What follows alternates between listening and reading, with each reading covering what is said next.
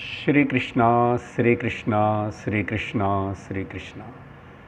गुरुर्ब्रह्मा गुरुर्विष्णुः गुरुर्देवो महेश्वरः गुरुः साक्षात् परं ब्रह्म तस्मै श्री गुरवे नमः।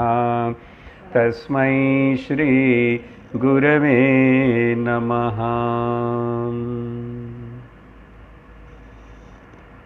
श्रुतिस्मृतिपुराणानाम् आलयं करुणालयं नमामि भगवत्पादं शङ्करं लोकशङ्करं। शङ्करं शङ्कराचार्यं केशवं बादरायणं सूत्रभाष्यकृतौ वन्दे भगवन्तौ पुनः पुनः।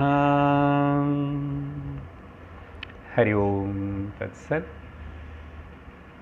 मनीषा पंचकम नालावदे श्लोकम।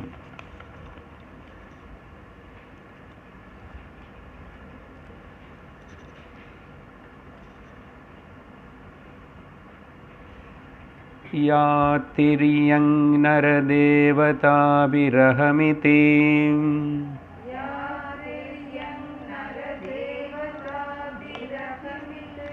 अन्तःस्फुटा गृह्यते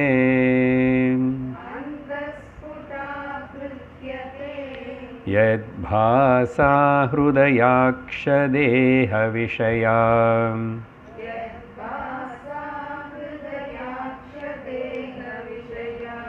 भान्ति स्वतो चेतनाः।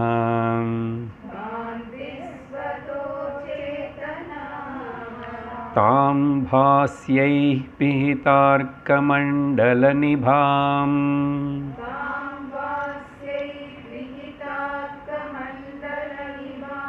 स्फूर्तिं सदा भावयन्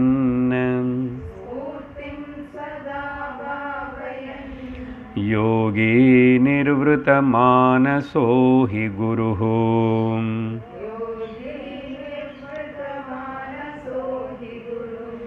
इत्येषा मनीषा मम।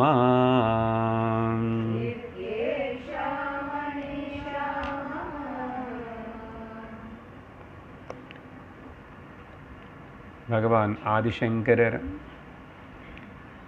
மனிஷா பஞ்சகம் அப்படின்னு சொல்லப்படுற இந்த சின்ன கம்போசிஷன் 4 மகா வாக்கியங்களே ஒரு ஸ்லோகத்தில் ஒரு மகா வாக்கியத்தினை வச்சு சத்தியத்தினை தெல்லம் தெளிவாக தெரிவிக்கிறார். நம்ம பார்க்குற இப்போ இந்த 4வது ஸ்லோகம் 4வது மகாமந்திரம் அயமாத்மா பிரம்மா. மாண்டோக்கிய உபனிஷத்தில் வர மகா வாக்கியம். இந்த மகா வாக்கியங்களை ஆர்டர் அப்படின்னு உபனிஷத்துன்னு கேட்கக்கூடாது. நம்ம கேட்டுக்கணும், நம்ம வச்சுக்கலாம் ஆர்டரில். இது முதல் மகா வாக்கியங்களோட எடுத்துக்கலாம். அயம் ஆத்மா பிரம்மா. எது ஆத்மான்னு சொல்லப்படுறதோ இந்த ஆத்மா பிரம்மம். அந்த பிரம்மம் என்ன தெரியுமா? பிரஜ்ஞானம் பிரம்மா. உணர்வுதா பிரம்மம். பிரகர்ஷணேன ஞானம் இது பிரஜ்ஞானம். அந்த பிரஜ்ஞானம் அயம் அந்த ஆத்மா எங்கோ வெளியில தேடாதே. ஏ சௌமியா, நல்ல வேலை இங்கே யாருக்கு பேர் இல்லை.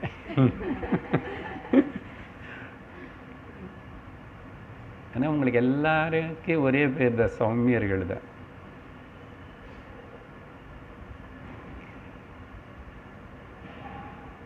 தத்துவமசி நீதாதே,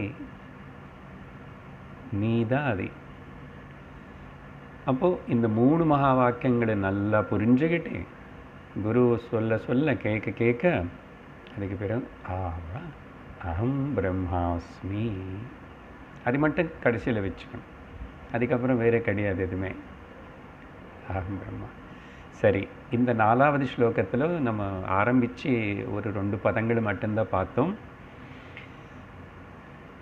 அயமாத்மா பிரம்மா மாண்டூக்கிய உபனிஷத்துக்கு சேர்ந்ததுனால மாண்டூக்கியமன்னா மண்டூகம், மண்டூகமன்னா தவளைன்னு அர்த்தம் ஒன்றும் சரியா. அது வரும்போது அப்போ சொல்லுவோம். மாண்டூக்கிய ருஷி கூட ஆயிருக்கும். அதனால் ஒரு தவளை பற்றி ஒரு கதை சொல்லி விஷயத்தின் ஆரம்பிப்போம். தவளை பற்றி நிறைய கதை இருக்குது. நம்ம எப்பவுமே சொல்கிற ஒரு கதை, அது ஒரு கிணறுலையே பிறந்து வாழ்ந்து இருந்துட்டுருக்கிற ஒரு தவளை ஒரு நாள் எப்படியோ வெளியில் நின்று இன்னொரு கடலில் இருக்கிற தவளை வந்து இதில் விழுந்துச்சு. ஃப்ளட்டு வரும் இல்லையா அப்போ, அதே மாதிரி ஃப்ளட்டு வந்து இது கூட போகலாம் வெளியில். ஆனால் இது எப்படியோ போகிறதுக்கு விரும்பலை, அந்த அளவுக்கு வரல அந்த கிணறுல. அந்த ஃப்ளட்டு வரும்போது தான் சத்சங்கத்துக்கு வருவோம். சம்சாரமனை கிணறுல இருந்து ஏதோ கொஞ்சம் கொஞ்சம் மோதுறதுனால தான் நம்ம சத்சங்கத்தில் போய் உட்காருவோம். அந்த தவளை அப்புறம் கேட்டுச்சு, எங்கேருந்து வந்தாய்? நானும் சமுத்திரம் கடலில் இருந்து வரேன்னா. கடலா? அது எப்படி இருக்கும்னா, அது எப்படி சொல்கிறது, அதையும் ஜலராசி தான். அப்படியா? இங்கே தானே ஜலம் இருக்கே கிணறுல, இவ்வளோ சைஸ் இருக்குமா?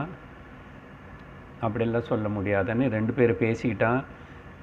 ஆல்மோஸ்ட் 2 பேருக்கு அபிப்பிராய பேதம் வந்தது. அப்போது அந்த கிணறுல இருக்கிற தவளை வந்து கோபம் வந்துச்சு. நீ போய் சொல்கிறேன், இந்த கிணறுக்கு மேலே இந்த ஜலத்துக்கு மேலே இன்னும் பெருசாக ஜலம் எங்கேயுமே இருக்க முடியாது அப்படின்னு பேசி அதெல்லாம் சொல்லி குதித்து காமிச்சிட்டு அப்படி எப்படி கை நீட்டி காமிச்சு, அந்த கடல்லேருந்து வந்த தவளை வந்து அப்படியே பார்க்குறது, இது பண்ணுற சர்க்கஸு. அப்புறம் சரி எப்படியாவது நீ சொல்லு, அப்போது எப்படி இருக்கும், எவ்வளோ இருக்கும்? அப்போது இந்த கடல்லேருந்து வந்த தவளை என்ன பண்ணிச்சு, இந்த மேலே பாரு ஆகாயம் தெரிகிறதா, இந்த ஆகாயம் போல் அனந்தமாக இருக்கும்னு சொல்லிச்சு. சொன்னால் இந்த கிணறுல இருக்கிற தவளை என்ன சொல்கிறது, அந்த ஆகாயம் வந்து இந்த கிணறுடைய பேரப்பெட்டு பாலுக்குள்ளே தான் இருக்கு. லாஜிக்கலாக பார்த்தா கிணறு தவளை சொல்கிறது கரெக்டு. இங்கே தான் இருக்கு ஆகாயம், அவ்வளோதான் இருக்கேன். அப்படி இருக்கிற இந்த தவளைக்கு என்ன சொல்ல, அப்போது என்ன பண்ணிச்சு, கை பிடிச்சிக்கிட்டு கொஞ்சம் கொஞ்சம் குதி. இந்த கிராமத்தில் கிணறுக்கு கல் வச்சு படிகள் இருக்கும், எல்லோரும் பார்த்துருப்பீங்க. அது எத்தனோ இருக்குமோ, இங்கே நமக்கு வேதாந்தத்தில் இந்த சம்சாரமனை கிணறுல 3 அந்த படிகள் இருக்கு, கட்டு. ஜாகிரத, சொப்ன, சுஷுப்தி. இந்த கடல்லிருந்து வந்த தவளை குரு இப்போ சரி உனக்கு புரிய வைக்கிற காமிக்கிறவானே உள்ளமாக முதல் படியில் குதி ஏறு, அப்புறம் 2வதுக்கு ஏறு, 3வதுக்கு ஏறு, அப்புறம் பேரப்பெட்டு வாரங்களுக்கு வந்ததுக்கப்புறம் பார்த்தியா ஆகாயம் அனந்தமாக இருக்கு. அந்த கடல் கூட இப்படி தான் அனந்தமாக இருக்கு. அப்படின்னா என்ன கருத்து, 3 பால், தமிழில் பால்ன்னு சொன்ன இருட்டு, 3மே ஜாகிரத சொப்பனானே முப்பால் சொல்கிறான். அது தாண்டி வரணுமா, அதுதான் முதல் ஸ்லோகத்தில் பார்த்தோம் ஆக்சுவலி. ஸோ தவளை கதை இன்றைக்கி மாண்டூக்கியத்தினால சேர்த்துட்டோம். அது அப்போதான் குரு சொல்கிறேன், அந்த அனந்தம் ஆகாயம் யாரும் இல்லை, நீதான் தத்துவமசி. அப்புறம் சரி, மாண்டூக்கியத்தில் இந்த ஸ்லோகம் என்ன சொல்றது? யாபிஹி திரியங் நர தேவதாக, பல வகையான ஜீவராசிகள் இருக்கு. ஓகே, மிருகங்கள், விலங்குகள், பறவைகள், தேவதா சரீரம் வரைக்கும் அதெல்லாம் எதினால் இருக்கின்றனது, எதில் இருக்கின்றனையோ அது அகம் இது, அதெல்லாம் கூட அகமேதான், ஒரே அகம்தான், நானேதான். அந்த ஒரு நானுக்குள்ளேயே, அகத்துக்குள்ளேயே எல்லாமே அடங்கியிருக்கு அப்படின்னு ரொம்ப. யஸ்து சர்வாணி பூதானி ஆத்மன்யேவானுபஷ்யதே சர்வபூதேஷு சாத்மானம். எங்கே சார் இது? ததோ ந விஜுகுப்சதே யஸ்மின் சர்வாணி பூதானி ஆத்மைவா புத்விஜானதः தத்ர கோ மோஹः கோ சோகः ஏகத்வம் அனுபஷ்யத. ஈஷாவாஸ்யம் கடந்த கிளாஸில் முடிச்ச 2 ஸ்லோகங்கள், இம்பார்ட்டண்ட் ஸ்லோகங்கள் 2. அகமிதி, இது இங்கே நான் இங்கே தான் இருக்கேன், இந்த செயலில் தான் உட்கார்ந்துருக்கேன், இந்த உடம்புல தான் இருக்கேன் அப்படின்னே பாவமே இருந்துகிட்டே இருக்கும். நீ எவ்வளோ ட்ரை பண்ணால் கூட வெளியில் நான் அவங்களுக்குள்ளே இருக்கேன், நான் அதுக்குள்ளே இருக்கேன், இந்த நான் தான் அங்கே இருக்கேனேது இந்த புலங்களுக்கு தெரிய மாட்டேங்குது. அப்படி ட்ரை பண்ணக்கூடாது. அந்த ஸ்புடா இங்கே வரைக்கும் சொல்லியிருக்கேன் நான் அர்த்தம் கடந்த வாரம். அந்த உன புத்திக்குள்ளேயே எங்கே ஞானம் அறிவு ஏற்படுறதோ, மனசு ரூபமாக புத்தி ரூபமாக, மனசு புத்திக்கு கூட ஆதாரமாக இருக்கிற அந்த சம்வித்து ஏகம், அது மனசு இருக்கிறதுனால இல்லை, புத்தினால் இல்லை, மனசு புத்தி இல்லாமல் கூட அந்த நான் అనేది உணர்வு இருந்துகிட்டே இருக்கு. அப்படின்னு அந்த ஸ்புடா, இந்த நான் అనేది ஸ்புரணம் முதல்ல அப்படி இருக்கும் அகங்காரமாக. ஆனால் அந்த அகங்காரத்தை பிடிச்சிக்கிட்டு தான் அகம் போதம்க்கு போகணும். இந்த அகங்காரம் అనేది போய் அப்படின்னு சொல்லிட்டு ஃபால்சிஃபை பண்ணணும் முதல்ல. அப்புறம் ஸ்புடா அது கூட சொல்லியிருக்க எனக்கு அர்த்தம் கிளியர்லி இன்டலெக்சுவல் ரிகக்னிஷன் தான். இன்டலெக்சுவல் ரிகக்னிஷன், புத்தியில் இந்த தெளிவு ஏற்படணும். அதுக்கு என்ன சொல்லியிருக்கேன்? ஸ்புட்டான்னு சொன்னால் எப்போ ஒரு மனுஷனுக்கு இந்த கிளியர் நாலேஜ் எப்போ வருமன்னா அவனுடைய மனசு சத்வகுணத்தோடு நிறைஞ்சி இருக்கும்போது ஏற்படும் அப்படின்னு சொன்னான். அதனால தான் தமோ குணமாக இருக்கிற ஜாகிரதாவஸ்தையில் ஆனந்தத்தை அனுபவிச்சுட்டு இருந்தால் கூட அங்கே ஞானம் ஏற்படுறதில்லை. தூங்கி எழுந்திரிச்சா ஞானம் ஏற்பட்டால் எல்லோரும் ஞானிகளாக இருக்கணும். ஆனால் ஏந்திரிச்சு தான் பரம அஜ்ஞானியாக இருக்கானே, ஏந்தும் போது அளந்துட்டு ஏந்துட்டானே, கம்ப்ளைண்ட் பாக்ஸு. அப்போது ஜாகிரதாவஸ்தையில் தெளிவாக இருக்கும்போது சத்வகுண சம்பன்னனாக இருந்து அப்போ பாரு, கண்ணில் தெரியும் காட்சியெல்லாம் கமலக்கண்ணா உன் தோற்றமாயிடும்.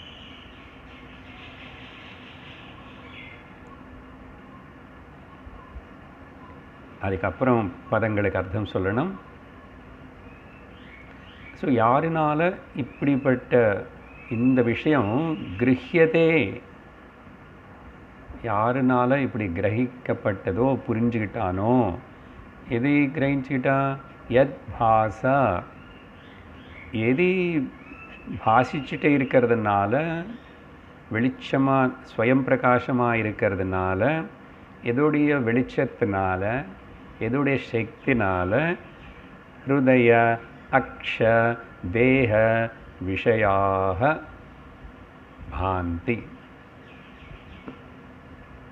எது இருக்கின்றதுனால ஹிருதயம்னா இங்கே மனசு புத்தி, அக்ஷன்னா இந்திரியங்கள், தேகம்னா தேகம் ஸ்தூல தேகம், அப்புறம் வெளியிலும் இந்த புலங்களால் காணப்படுற விஷயங்கள், இதெல்லாம் எப்படி பாசிக்கிறதுன்னா அந்த ஒன்று நானது அங்கே இருந்தால் இதெல்லாம் இருக்கும். இந்த நான் தான் வெளிச்சத்துன்னு கொடுக்குறது எல்லாத்துக்கும். நான் தான் கொடுக்கறது இல்லை, நான் கொடுத்துட்ருக்கேன். கொடுத்துட்ருக்கிறது அங்கே இருக்குது நம்ம ரேஷன் கடையில். அங்கே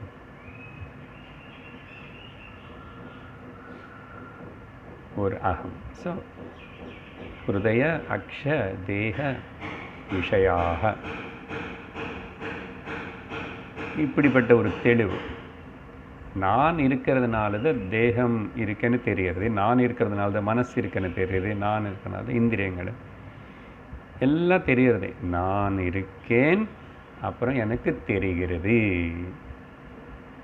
இந்த நானனேது இந்த தேகத்துக்கு கட்டுப்பட்டு இல்லை, இந்த தவளை மாதிரி அதுக்குள்ளே இல்லை, ஜாகிரத ஸ்வப்ன சுஷுப்திக்கு கட்டுப்பட்டு இல்லை, துரியமாக ஓகே சதுர்த்தம் துரியம் மூணுத்துக்கு அப்பாற்பட்டதாக இருக்கு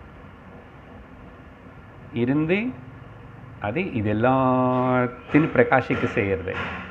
இது கூட க்ளோஸாக இருக்கும்போதோ உள்ள முதல் சிதாபாசம் மனசு, அந்த ரிஃப்ளெக்ஷன் அங்கே ஓகே. நான் ரிஃப்ளெக்ஷன் கொடுத்தேன், நான் இருக்கேன், அது ரிஃப்ளெக்ஷன் வாங்கிச்சு, மேட்டர் வாங்கிச்சு.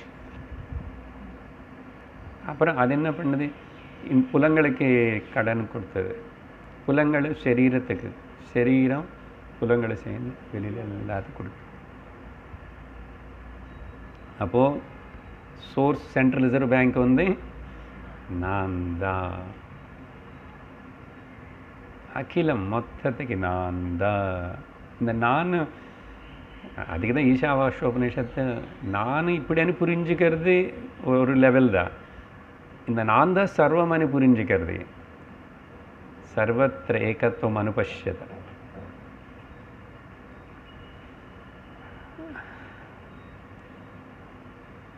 ஏன்னா இந்த ஹிருதயம் அக்ஷம் தேகம் விஷயாக ஸ்வதः அச்சேதனாக, அங்கே வார்த்தை இருக்கு, அதுக்கு ஜடம். அது இப்போ இந்த பாக்ஸ் இருக்கேன்னு சொன்னால் பாக்ஸு சொல்லாது நான் இருக்கேன்னு. கிளாஸ் முடிஞ்சிச்சு, கண்ணாடி எடுத்து உள்ளே வச்சுக்கோங்க சொல்லாது.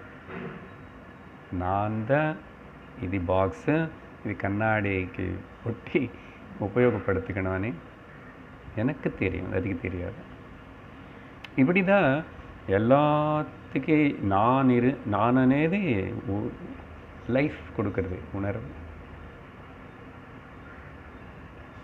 அதனால் இது எதுவுமே சாஸ்வதம் இல்லை, இது எல்லாமே ஜடம்தான். அது மாறிக்கொண்டே இருக்கும். ஏன்? அது பிரகிருதிக்கு சேர்ந்தது. பிரகிருத்தியில் விக்ருதி இருக்கும், விக்ருத்தின விகாரங்கள் இருக்கும். இது மறக்காமல் ஞாபகம் வச்சுக்கணும். மறக்காமல் ஞாபகம் வச்சுக்கிறது பேர் தான் அறிவு. மறந்து போகிறது தான் அஜ்ஞானம். ஸ்வதः அச்சேதனாக. இதுக்கு உதாரணம் கொடுக்குறாரு அடுத்த வரியில். ஓகே,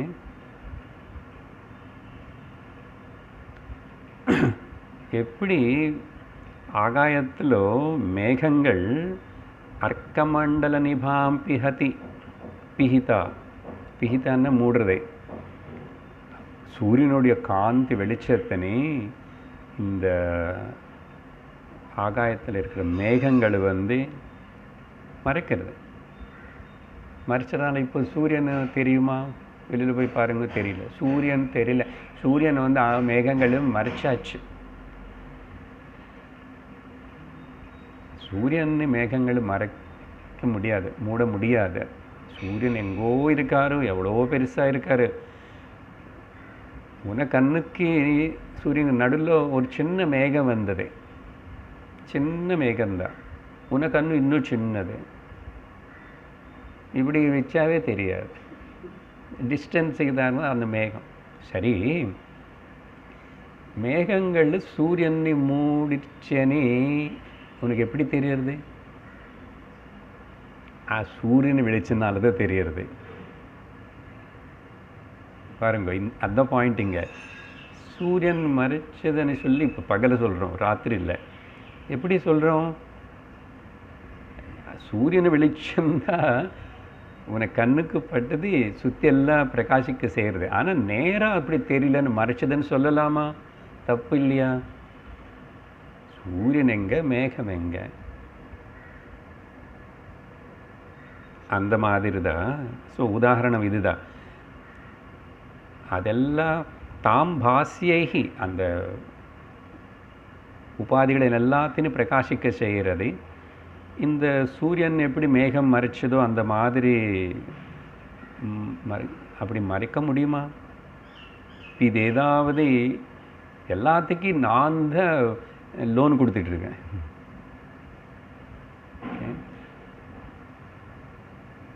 அப்போது நான் தானே எஜமானே, லெண்டர். இந்த உபாதிகள் எப்படி என்ன மறைச்சிடும்? அதெல்லாம் எப்படி என்னை அதெல்லாம் டாமினேட் பண்ணி பேசும்? நான் అనేది இல்லைன்னா அது இதுவே நிற்கவே நிற்காது. ஆனால் அஜ்ஞானத்தினால நம்முடைய இம்பார்ட்டன்ஸ் எங்கே போகிறது? சரீரம் நசிஞ்சு போயிட்டே இருக்கிற, மாறிக்கொண்டே இருக்கிற உலகம் மேலே போகிறது. அது என்ன மாறினாலும் நான் மாறவே இல்லை. அதனால தான் அந்த மாறாத, விகாரம் இல்லாத, அடிவில்லாத, அவிநாசியாக இருக்கிற அந்த நான் உணர்வு வேற இல்லை, நான் வேற இல்லை.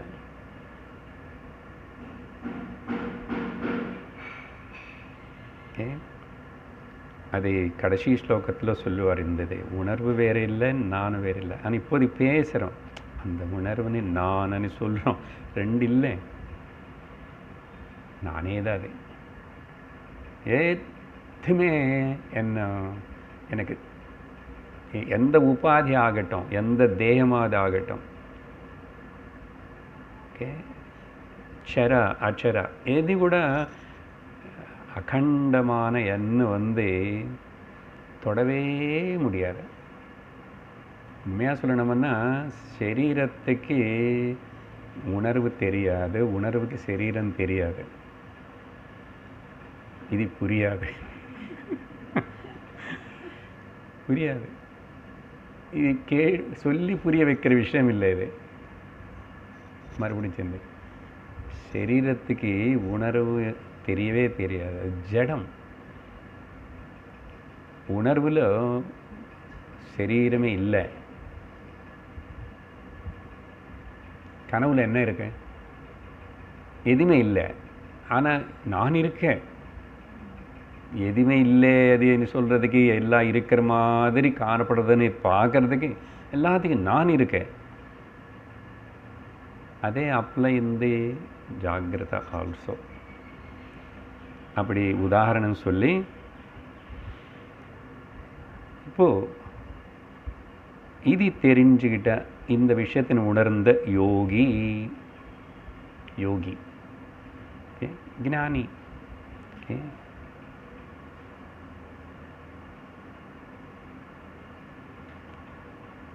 இப்படிப்பட்ட இந்த சைத்தன்யத்தினை ஸ்பூர்த்திம் சதா பாவயன்னு, அகம் விருத்தி, அகம் ஸ்பூர்த்தி, அதேதான் அகம் போதம்.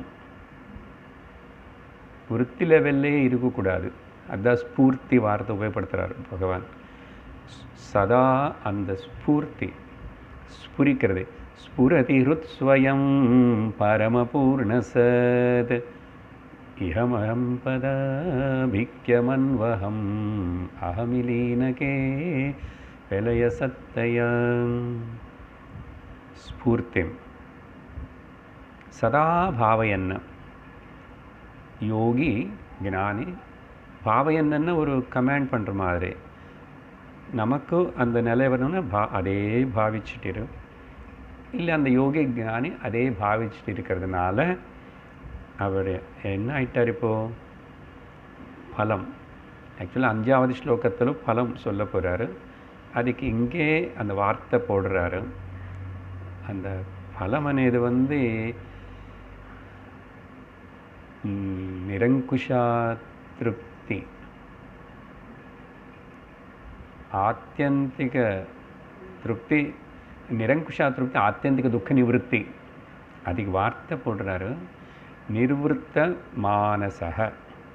நிர்வృத்த மானசக.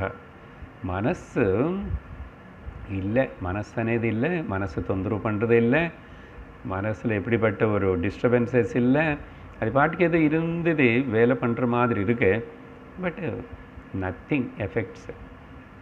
அதனால் என்ன ஆச்சு? இங்கே ஒரு பல விதமாக பார்க்கணும். இந்த வார்த்தை ரொம்ப முக்கியம். நிர்வృத்தக. நிவೃತ್ತಿ வேறே, நிர்வృத்த வேறே. பிரவೃತ್ತಿ மார்க்கம் நிவೃತ್ತಿ மார்க்கம்னு சொல்கிறோம். அந்த ரெண்டு பார்க்குறதுக்கு வார்த்தை ஒரே மாதிரி இருக்கு. அது நிவೃತ್ತಿ. இங்கே ஒரு முதல்ல அப்புறம் வருது. நிர்வൃத்தி. நிவೃத்தினால நிர்வൃத்தி வரும். இது ரெண்டு புரிஞ்சுக்கிறதுக்கு கொஞ்சம் தலை சொருகிக்கணும். அது ஏது பார்த்துக்கணும். அதனால சம்ஸ்கிருதம் தெரியணும், கொஞ்சமாவது தெரியணும். நிவೃத்தி நிர்வൃத்தி.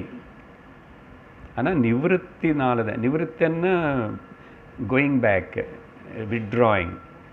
அந்த நிவೃத்தினால நிர்வൃத்தின்னா அர்த்தம் பாருங்க. ஆனந்தம் சுகம் அதீத ஆனந்தத்துக்கு பேர் நிர்வൃத்தி. சரியா?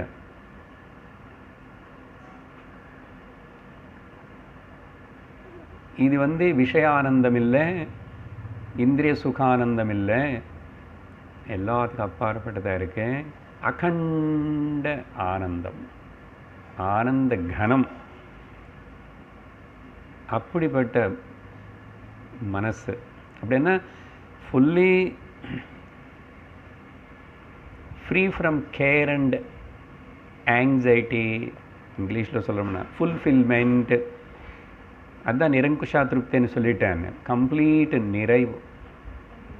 ஓகே. அப்படின்னா கர்த்தவியம் கிருதம், பிராப்தவியம் பிராப்தம். பண்ண வேண்டியது பண்ணிட்டேன், அடைய வேண்டியது அடைஞ்சிட்டேன். அதனால் தன்யோகம் தன்யோகம் த்ரிதன்யோகம். வித்யாரண்ய சுவாமி. அதனால் நிர்வൃத்தி நிர்வൃத்த மானசக. இப்போது உதாரணம் சொன்னோம் இல்லையா? அந்த உதாரணத்தை கூட ஒரு ரெஃபரன்ஸ் ஞாபகப்படுத்துகிறோம். ஹஸ்தாமலக்கியத்தில் படித்தோம். இந்த மேகம் மறக்கிறது சூரியன் అనేది அழகான ஸ்லோகம். घनच्छन्न दृष्टिर्घनच्छन्नमर्कं यथा निष्प्रभं मन्यते चाति मूढः. ஒன்றும் இல்லை, அதே எக்ஸாம்பிள் தான். மேகம் சூரியனை மறக்கிறது.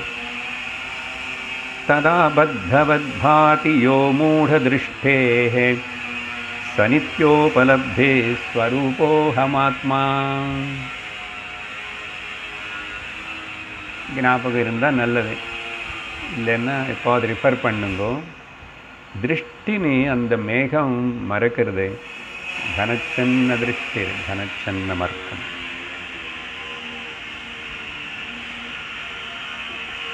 அது ஹஸ்தாமலக்கத்திலோ பார்த்தோம். அடுத்தது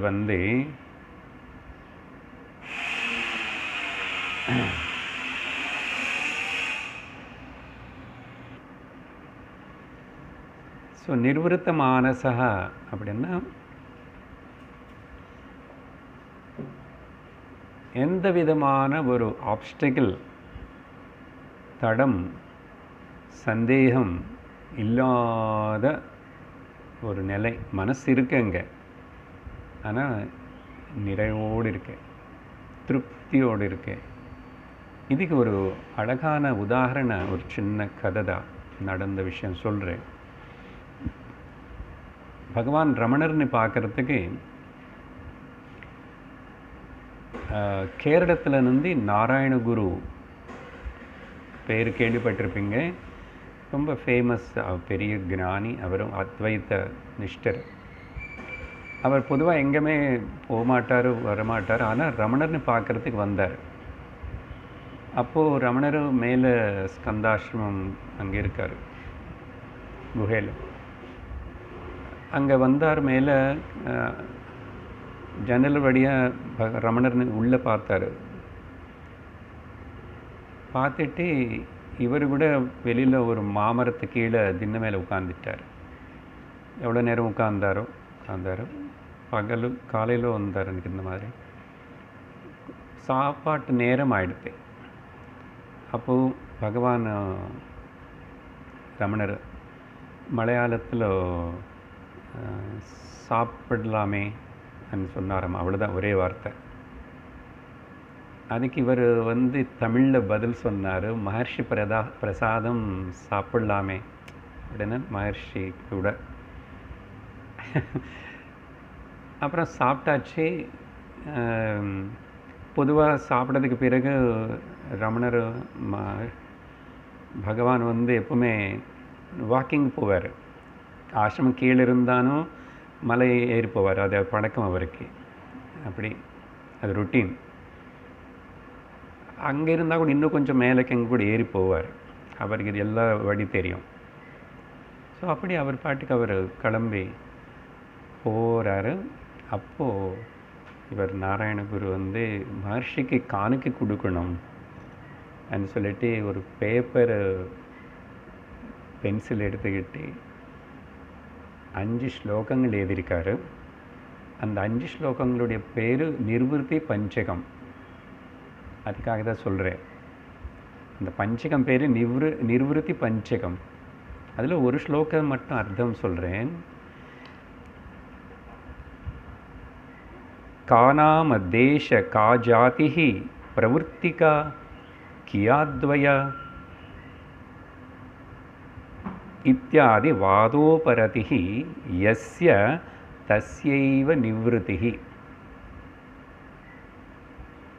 இப்படி 5 ஸ்லோகங்கள் வரும்.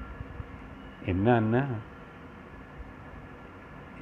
ரமணருக்கு தெரியும் இவர் பிரம்மனிஷ்டர்னு ரமணருக்கு கூட கேள்விப்பட்டிருக்கார், தெரியும். ஆனால் உன்னை பேர் என்ன,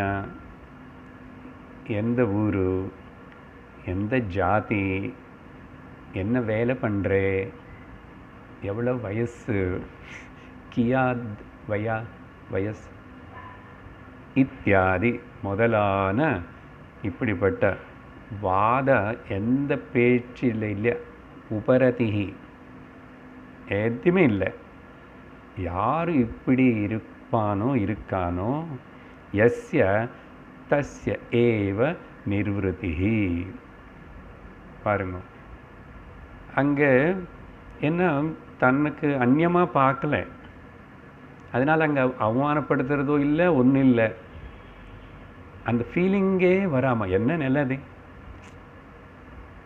நமக்கு யாராவது சட்டம் ஒருத்தர் வந்தாவே உடனே நம்ம மரியாதை செலுத்தலை, நமஸ்காரம் பண்ண, ஏந்திரிக்கலை, இப்படியெல்லாம் நினச்சிக்கிறோம். ஏன்னா ஞானி திருஷ்டியில் எல்லாம் சமமாக பார்க்கும்போதும் அந்த ஃபீலிங்கு கிடையாது, அந்த பேதம் இல்லை. இந்த மாதிரி லௌகிக்க கேள்வியே இல்லை. பார்த்தீங்களா? இதே மாதிரி அதுக்கப்புறம் 5 ஸ்லோகங்களில் இதே மாதிரி இதெல்லாம் அங்கே எம்பாடிமெண்ட்டு நான் பார்த்தேன். அப்படின்னு அது அங்கே வச்சுட்டு போனார். அது அப்புறம் பிரிண்ட் ஆகி அது அப்புறம் எல்லாத்திலும் ஃபேமஸ் ஆகி போயிடுச்சு. அவர் சம்ஸ்கிருதம் பெரிய ஸ்காலர். அவனை பற்றி கேரளத்தில் வேறு ஏதோ ரிவல்யூஷனரு மதம் இது பற்றி தான், ஜாதி பற்றி ஒர்க் பண்ணாருன்னே வந்தது தவிர அவர் எத்தனை அற்புதமான மலையாளம் வேதாந்த கிரந்தங்கள் எழுதினாலேருந்து நிறைய பேருக்கு தெரியாது. அப்புறம் ஏதோ இன்ஸ்டிடியூஷன்ஸ் அதே அந்த காலத்தில் நிர்வൃத்தி பஞ்சகம் அந்த நிலை வரணும் மனுஷனுக்கு. எப்பாவது வரணும். 24 மணி நேரம் அவைலபிள். அவர் 24 hours ஆல் த டேஸு யார் ராத்திரி சமயத்திலோ அந்த கிரிவலம் சமயத்திலோ கிராமத்திலோ இருந்து எங்கேருந்து யார் எப்போ வந்தாலும் சரி அவர் தூங்கினது யாரும் பார்க்கல ரமணர். அந்த உட்கார்ந்து தான் கண்ணு மூடி ரொம்ப நேரம் தூங்கி போயிட்டாரு అనేది யாரும் எப்பவுமே பார்த்தது இல்லையா? எப்படி சாத்தியம்? ஆச்சரியம். அதனால வந்தாலும் சரி சுவாமின்னு பார்க்கணுன்னு ராத்திரி வருவான் 2 மணிக்கு இந்த கிரிவலம் கிராமத்தில். இப்போ அப்படியே ஒரு காலம். ஆனால் எதிலும் பிரவர்த்திக்கலை, எதுலேயும் விட்டுக்கலை, தனக்குன்னு ஸ்பெஷலாக நீ எதுவுமே காட்டுக்கலை. யார் யாருக்கு என்ன கிடைச்சதோ வந்தவங்களுக்கு அதெல்லாம் கிடைச்சது அவங்களுக்கு சந்நிதி மாத்திரேன. ஆச்சரியமான அந்த ஒரு சன்னிவேஷம் நாராயண குரு ஏதுரா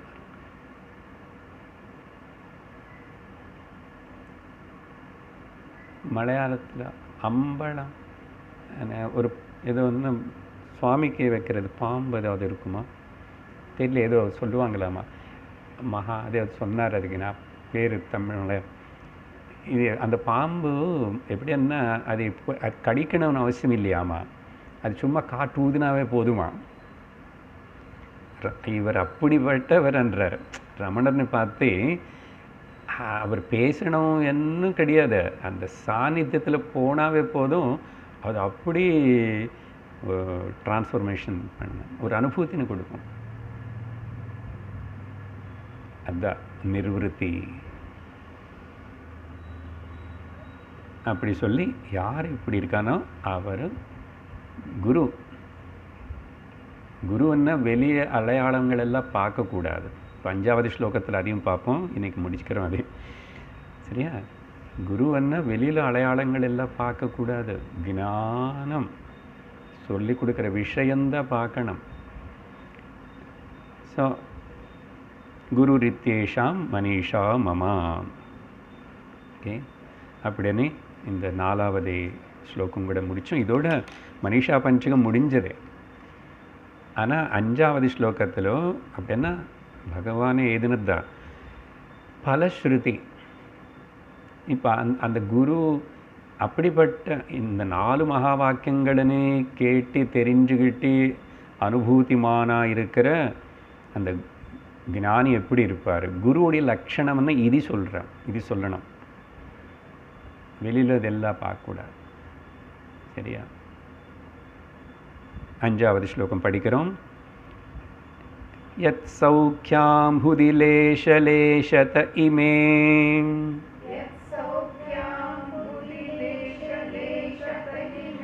சக்ராதயோ நிர்வృతాः யச்சித்தே நிதராம் பிரசாந்தகலனே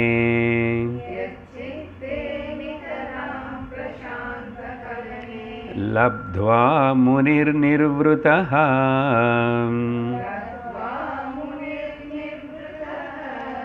யஸ்மின் நித்யசுகாம்புதௌ கலிததீஹ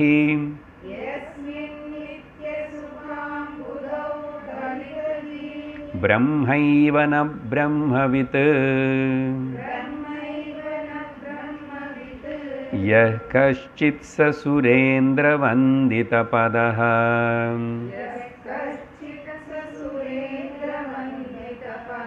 நூனம் மனிஷா மம.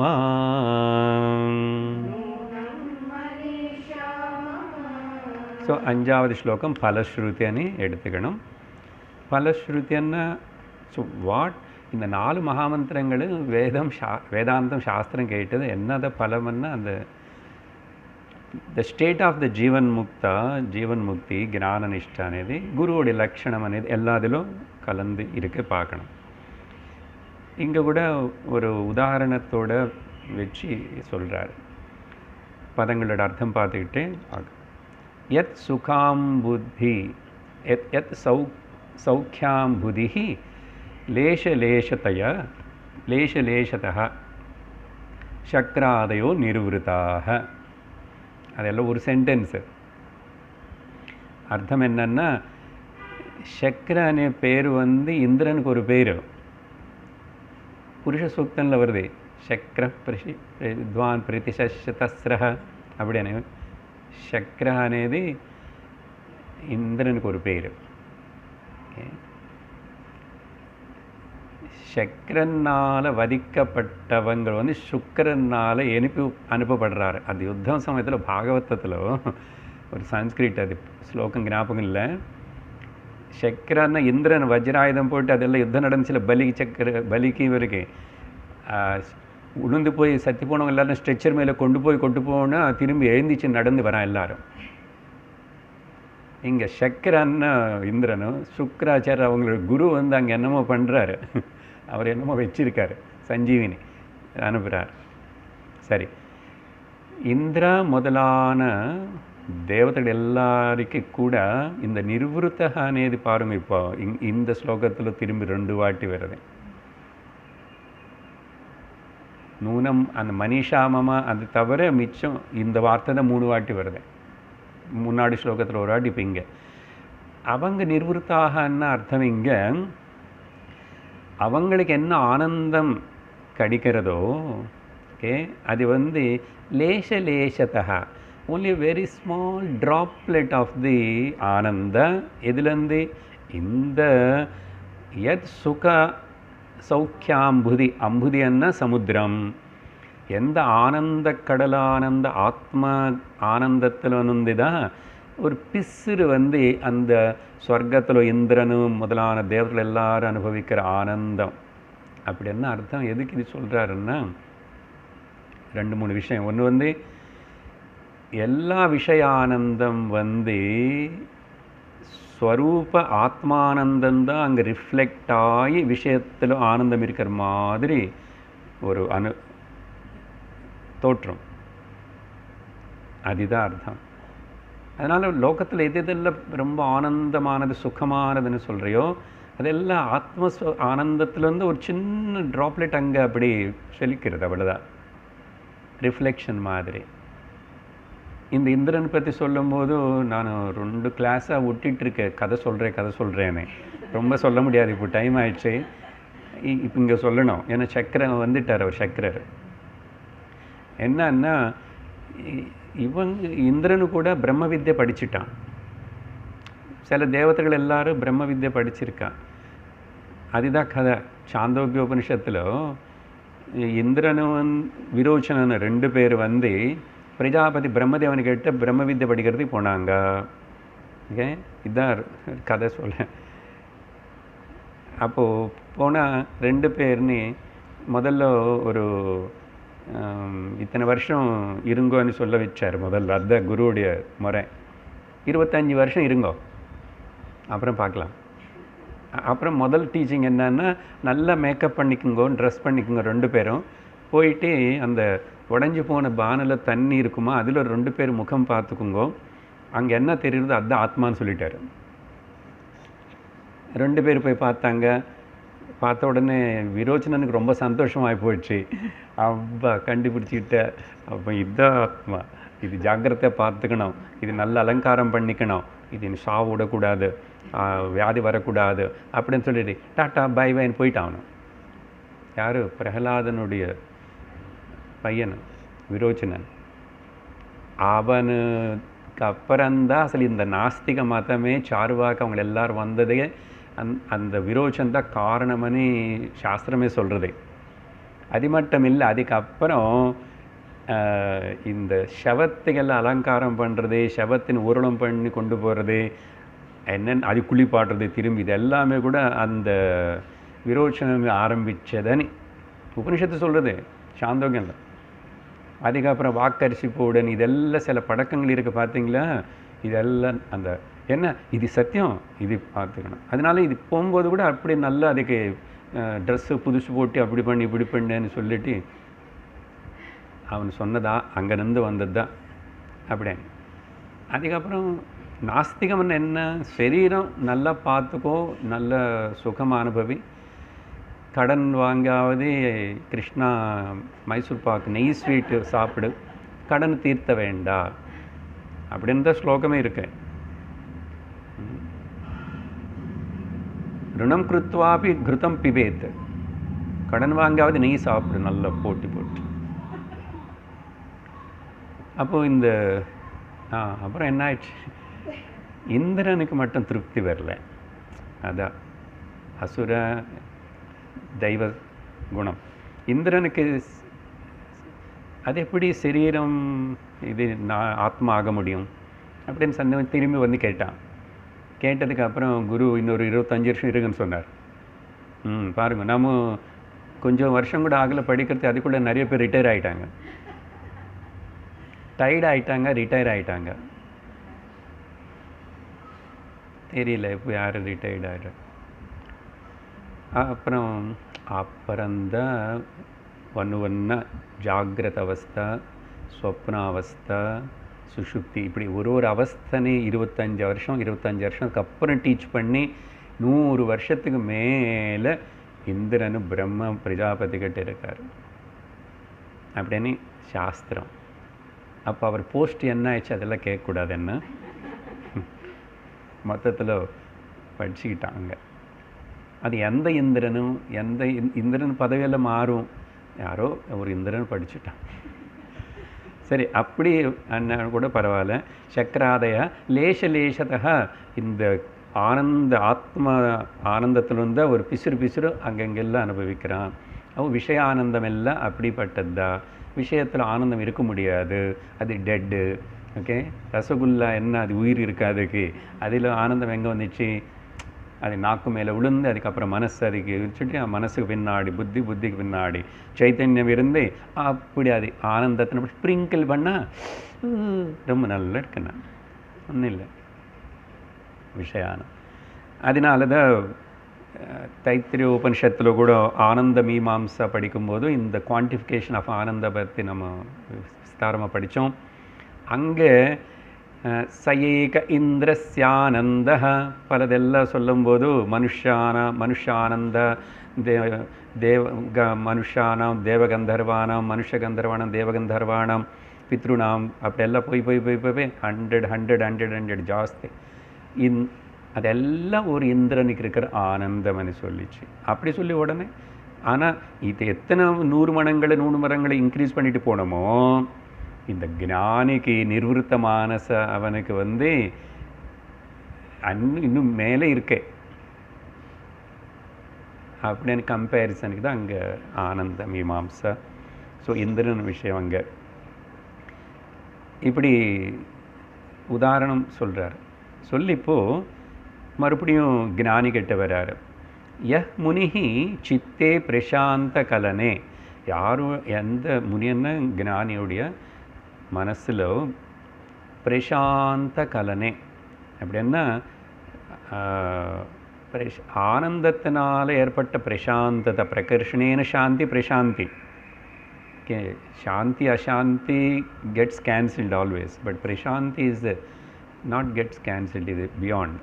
அப்படிப்பட்ட எந்த முனி அவனுடைய மனசு இப்படிப்பட்ட ஒரு ஆனந்த சௌக்கிய நிலையில் இருக்குமோ, ஓகே, மனசில் ஃப்ளக்சுவேஷன்ஸ் இருந்தால் கூட இவர் ஸ்வரூபத்தில் இருக்கிறதுனால இவனுக்கு அந்த மனசு சேஷ்டைகள் இவனுக்கு தொடலை. அவன் அப்போ நிர்வൃத்தா நிதராம், அந்த நிர்வൃத்தா வார்த்தை மறுபடியும். ஸோ அங்கே சக்கராதய இந்திர தேவதைகளுக்கு நிர்வൃத்தி வேறு, அது லிட்டில் ஒன்லி இதில் எடுத்துக்கிட்டு இருந்தா, அதனால இதே அங்கே அப்ளை ஆகாது. ஒருவேளை இந்திரனுக்கு பிரம்மஜானம் வந்துச்சு, அவனை ஞானி ஆகிட்டான்னா ஓகே, அவனை எடுத்துக்கலாம், பட் நாட் எவ்ரிபடி. நிதராம் அப்படின்னா டோட்டலி கம்ப்ளீட்லி நிர்வൃத்தா அப்படின்னு சொல்லிட்டு நிர்வൃத்த நிரந்தரம். இவனுக்கு இப்போது என்னாச்சு ஃபைனலி ரிசல்ட்டு, யஸ்மின் நித்திய சுகாம்புதௌ கலித தீஹி. அவனுடைய புத்தி மனசு ஆக்சுவலி அந்த நித்திய சுக அம்புதி ஆனந்த அந்த கடலுக்குள்ள கலந்து போச்சு. தீஹன்னா புத்தி, புத்தின்னா இண்டிவிஜுவாலிட்டின்னு அகங்காரம்னா சிதாபாசம். இது போயான இது பொய்யான இந்த பூமியார் போய் போய் போய் அந்த ஆனந்த சமுத்திரத்தில் கலந்து போயாச்சு. கலித்ததிகன்னு, கலித்தம்னா உளுந்து போகிறதுன்னு அர்த்தம், மர்ஜுடன் அர்த்தம். அந்த நித்திய ஆனந்த சுக சமுத்திரத்தில் மெர்ஜா போச்சு, இண்டிவிஜுவாலிட்டி காணும். ஓகே, இவனை இங்கே தான் சொல்கிறது அந்த முண்டகோபனிஷத்துடைய ஸ்டேட்மெண்ட்டு. இவனை வந்து இப்போது பிரம்மவித்து, அவன் பிரம்மனை தெரிஞ்சுக்கினவன் இல்லை. அவன் பிரம்மனை தெரிஞ்சுக்கிட்டான்னா பிரம்மனு வேறு, இது தெரிஞ்சுக்கினவன் வேறு. அதனால தான் ரமணர் சொல்லுவார், ஞானந்தான் இருக்கு, ஞானி அங்கே இருக்கார், ஞானந்தான் இருக்கு. அதனால் பிரம்மவித்துனா பிரம்மைவ, இது முண்டகோபனிஷத்துடைய மந்திரம். Okay, so knower of the Brahman is Brahman itself. Okay, அப்படிப்பட்ட அவனுக்கு யஹ கஷ்டித், ஓகே, அவன் யாராவது ஆகட்டும், யார் அந்த ஞான நிஷ்டல் இருக்கணும், அப்படிப்பட்ட யாராவது ஆகட்டும், அவனுக்கு சக அவன் வந்து சுரேந்திர வந்தித பதகா, அந்த சுரேந்திர இந்திரன் அவன் எல்லாம் கூட அவன் பாதங்களுக்கு வணங்கி நமஸ்காரம் பூஜை பண்ண தக்கவங்க. பார்த்தீங்கன்னா கம்பேரிசன், முதல்ல இந்திரனுக்கு ஏதோ சுகம் இருக்குன்னு சொன்னாச்சு, ஆனால் ஞானி நிஷ்டன் இந்திரன் கூட பூஜை பண்ணணும், நமஸ்காரம் பண்ணணும். அதனால நம்ம நாட்டில் சன்னியாசிகளுக்கு ஞானிகளுக்கு ஞானம் வந்ததோ இல்லையோ, ஆனால் சன்னியாசன்னாவே அவ்வளோ மதிப்பு. நம்ம மகாத்மர்கள் என்ன நமஸ்காரம். இப்படி பலஸ்ருதி சொல்லி இதுதான் நிஜமாக அந்த ஞானி தான் குரு அப்படின்னு, அந்த ஞானி குரு அவன் எங்கே இருக்கட்டும், எப்படி இருக்கட்டும், யாராவது ஆகட்டும், அதுதான் என்னுடைய திருட நிச்சயம் மனிஷா மமா. கடைசி கன்க்ளூட் பண்ணும்போதும் ஒரு 2 விஷயம் சொல்கிறேன். இப்போது இந்த சாராம்சம் பலம் எல்லாம் சொன்னார, இதோடைய அர்த்தம் புரிஞ்சிச்சு நமக்கு, சிம்பிளாக தான் இருக்குது சொன்னோம். பகவத்கீதையில் 2வது அத்தியாயத்தில் பகவான் கடைசியில் 70வது ஸ்லோகம், 72 ஸ்லோகங்கள் 2வது அத்தியாயம். ஆபூர்யமாணமச்சல பிரதிஷ்டம் சமுத்திரமாப பிரவிசந்தி யத்வத் தத்வத் காமாயம் பிரவிசந்தி சர்வே சசாந்தி மாப்னோதி ந காமகாமி. அதோடைய அர்த்தம் எக்ஸாக்ட்லி இப்போ நம்ம பேசினது எல்லாமே தான். ஆனால் உதாரணம் என்னது, இங்கேயும் அம்புதி அம்புதி அன்ட்டுனோம், சமுத்திரம் சமுத்திரம்னு சொல்லிட்டு இருக்கிறோம் இல்லையா, ஆனந்த கடல் அப்படின்னு. அதனால் அங்கேயும் கூட சமுத்திரம் இந்த ஆபூரியமான மச்சல பிரதிஷ்டம். அப்படிப்பட்ட பெரிய கடலுக்குள்ள எத்தனையோ நதிகள் வந்து சேரும்போதோ அந்த நதிக்கு ஒன்றும் எக்ஸ்ட்ரா ஆன மாதிரியோ ஜாஸ்தி ஆன மாதிரியோ குறைஞ்ச மாதிரி எதுவுமே இல்லை. அது மட்டும் இல்லை, அர்த்தம் அங்கே என்னன்னா, இந்த வந்து சேர எல்லாமே கூட அதனுடைய நாம ரூபத்தனே உளுந்து போகிறதே. அதுதான் இங்கே கலித தீஹி. புரிஞ்சுதா? இன்னும் பெஸ்ட் ஒரு ரெஃபரன்ஸு கடைசி விஷயம் சொல்கிறேன். இது வந்து முண்டகோபனிஷத்து தான். இதையும் இதே உதாரணம், இதே நதிகள் வந்து போய் சமுத்திரத்தில் கலந்துக்க அப்புறம் அதுக்கு தனிப்பட்ட கங்கான பேரோ ரூபமோ ஏதாவது இருக்கா? இல்லை. அதுக்கு முன்னாடி ஒரு சின்ன உதாரணம் ஜஸ்ட் ஞாபகம் தெரிஞ்சது தான். அது என்னென்னா, உப்பு பொம்மை வந்து சொல்கிறது நம்மக்கிட்ட, நான் கங்கைக்கு போய் குளிச்சுட்டு வந்தேன் 2 மணி நேரம். நம்புவீங்களா? போனது வருமா திரும்பி? அவ்வளோதான். ஏன்? அது அதியாவே ஆயிடுச்சு. இதுக்கு வந்து முண்டகோபனிஷத்து யதா நத்யஹ ஸ்யந்தமானா சமுத்ரே அஸ்தம் கச்சந்தி. புரியுறது இல்லை? கொஞ்சம் கொஞ்சம் நாமரூபே விஹாய ததா அதே மாதிரி வித்வான் நாமரூபாத் விமுக்தஹ கலிததீஹி பராத்பரம் புருஷமுபைதி திவ்யம்.